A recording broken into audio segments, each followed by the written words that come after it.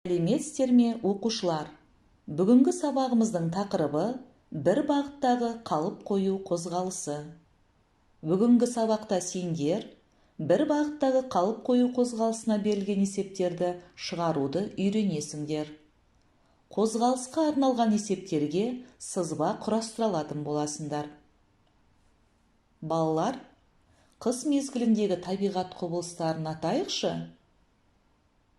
Иә, дұрыс атап бердіңдер.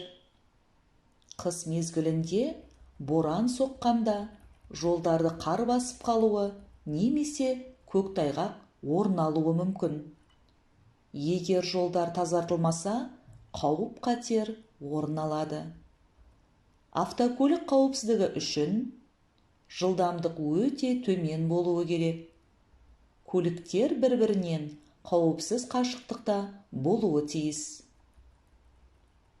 Тайғақ жолдағы екі автокөліктің арасындағы қауіпсіз қашықтықты мына ереже бойынша есептеуге болады. Көліктердің жылдамдығы 2-ге көбейтіледі. Метрмен алынған ара қашықтық шығады. Бірінші тапсырмаға назар аударайық. Көрсетілген жылдамдықпен жүріп келе жатқан автокөліктерге арналған қауіпсіз ара қашықтықты есептеп көрейік. Сағатына 60 км жылдамдық үшін лайықты ара қашықтық 120 метр. Себебі 60 пен 2-нің көбейтіндісі 120. Сағатына 40 км жылдамдық үшін 80 метр. Сағатына 75 км жылдамдықпен келе жатқан көлік үшін алдыңғы көлікпен ара қашықтығы 150 метр болуы тиіс. Жарайсыңдар. Бұл тапсырманы бәріміз түсініп орындадық. Енді екінші тапсырмадағы сызбаға мұқият қарайық. Алдыңғы білімімізді қолданып, берілген өрнектерді тиісті формулалармен сәйкестендірейік.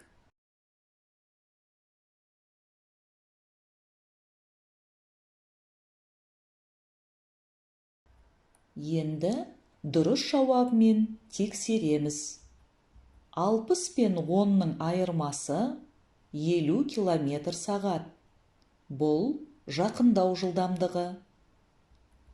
200 пен 50-дің бөліндісі 4 сағат. Қуып жету уақыты. Демек, екінші көлік бірінші көлікті 4 сағатта қуып жетеді. Бұл бір бағыттағы қуып жету қозғалысына берілген есеп. Тамаша, өткен тақырыптарды жақсы меңгергендеріңді байқаттыңдар. Келесі, үшінші тапсырмаға көңіл аударамыз. Бір елді мекеннен бір уақытта және бір бағытта сағатына 75 км жылдамдықпен жеңіл автокөлік және сағатына 50 км жылдамдықпен автобус жолға шықты. 3 сағаттан кейін олардың ара қашықтығы қандай болды? Бір елді мекеннен бір уақытта, бір бағытта қандай көліктер жолға шықты? Иә, жеңіл автокөлік пен автобус. Екеуінің жылдамдықтары белгілі. 3 сағаттан кейін олардың ара қашықтығы қандай болатынын табуымыз керек. Алдымен қалып қою жылдамдығын табу үшін жылдамдықтардың айырмасын есептеп аламыз. 75 пен 50-дің айырмасы 25 км сағат. Автобус пен жеңіл автокөліктің қалып қою немесе қашықтау жылдамдығы. Мына кестені бірге толтырып отырамыз. 1 сағатта 25 км.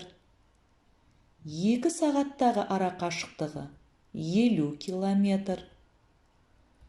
3 сағаттан кейінгі ара қашықтығын табу үшін 25-ті 3-ке көбейтеміз. Сонда 75 шығады. Жауабы: 3 сағаттан кейін олардың арақашықтығы 75 километр болады. Шығармашылық жұмыс. Сызбаға қарап есеп құрастыр және оны шығар. Ал балалар, менің нұсқам мынадай. Бір елді мекеннен бір уақытта және бір бағытта сағатына 16 км жылдамдықпен велосипед және сағатына 25 км жылдамдықпен мотоцикл жолға шықты. 4 сағаттан кейін олардың арақашықтығы қандай болады? Мұнда алдымен қашықтау жылдамдығын тауып аламыз. 25 пен 16-ның айырмасы 9 км сағат. Енді 4 сағаттан кейінгі арақашықтығын табамыз. 9 бен 4-тің көбейтіндісі 36. Жауабы: 4 сағаттан кейін олардың арақашықтығы 36 км болады. Жарайсыңдар, сендер де осыған ұқсас есеп құрастыралды деген сенімдемін. Сонымен, бүгінгі сабақтағы өз әрекетіңді бағалап көр. Жетістік баспалдағының қай сатысына орналасар едің? Бір бағыттағы қалып қою қозғалысына берілген есептерді шығаруды үйрендің бе? Сызба сызып, есеп құрастыралдың ба? Керемет балалар, бәрің де жоғарғы сатыдан көрінді деп ойлаймын. Үйге тапсырма 34-ші беттегі 9-шы есеп. Осымен математика сабағы аяқталды. Сау болыңдар балалар.